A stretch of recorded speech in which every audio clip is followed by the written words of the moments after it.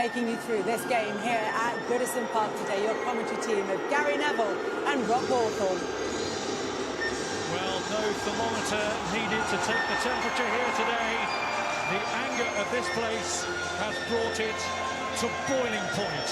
You can see the proliferation of pink cards outlining the injustice they feel at the 10.7 weeks of work wasted.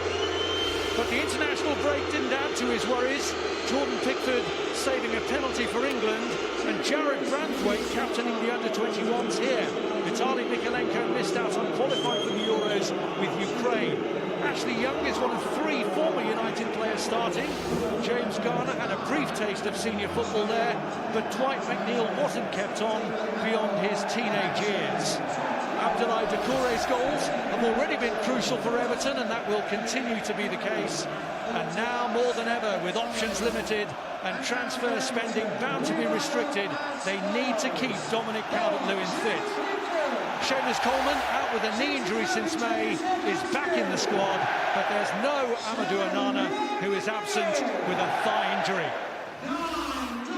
Erik ten Hag serves a one-match touchline ban for a game he acknowledges in the circumstances will be difficult, so it will be of some relief that Andre Onana's recovered from the pelvic injury that affected him whilst away with Cameroon.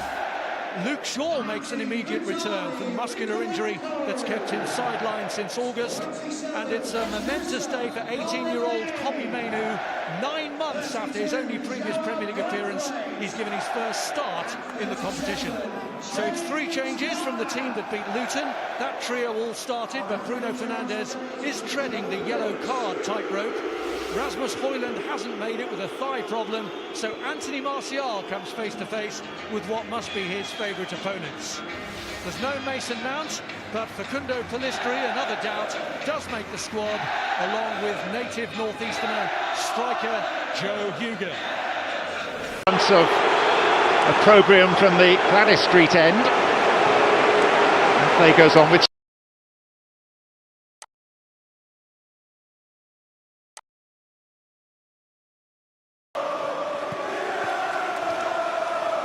the instant analysis of that is that it goes right into the Premier League Hall of Fame in terms of the greatest goals scored in the competition.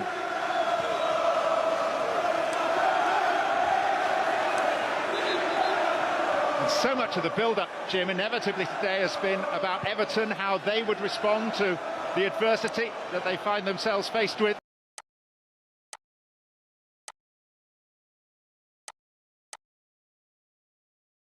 Goal. I think that there were large noises coming out of Old Trafford earlier in the season that let's let this attack play out. It's Diogo Dalot who pulls the ball back across. Garnacho! Oh! That is outstanding! A spectacular of opprobrium from the Gladys Street end. And play goes on with the instant analysis of that is that it goes right into the Premier League Hall of Fame in terms of the greatest goals scored in the competition.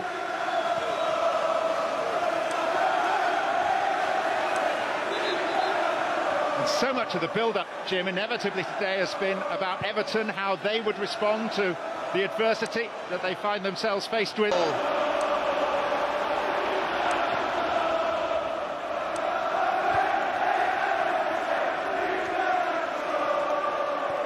I think we'll see that a few times this season. Well, like you say, I don't think even he could believe it. There's some way to get your first Premier League goal of the campaign.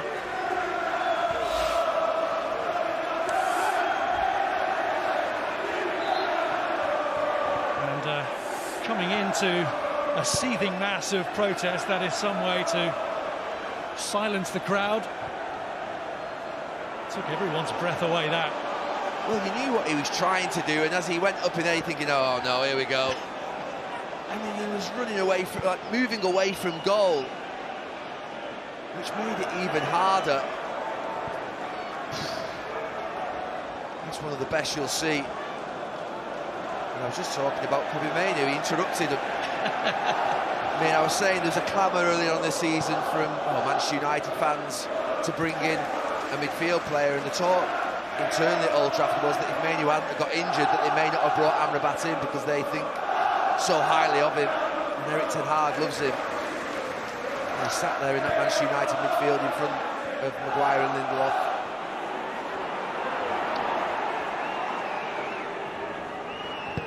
Coming again down the side from which they got the goal. Here's McTominay. Now Victor Lindelof, and this is Luke Shaw. Pleasing for Manchester United supporters to see him back in action.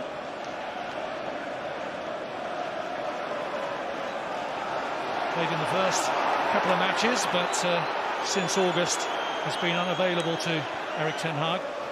Yeah, they've missed him defensively, but I think even more so connecting on the left-hand side where it's been blocked really at times.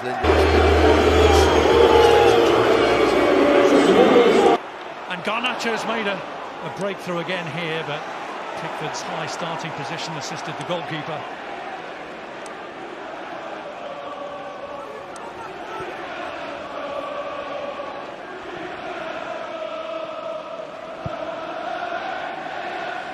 Mikalenko. Maguire just pushing Abdoulaye Doucouré out of the way.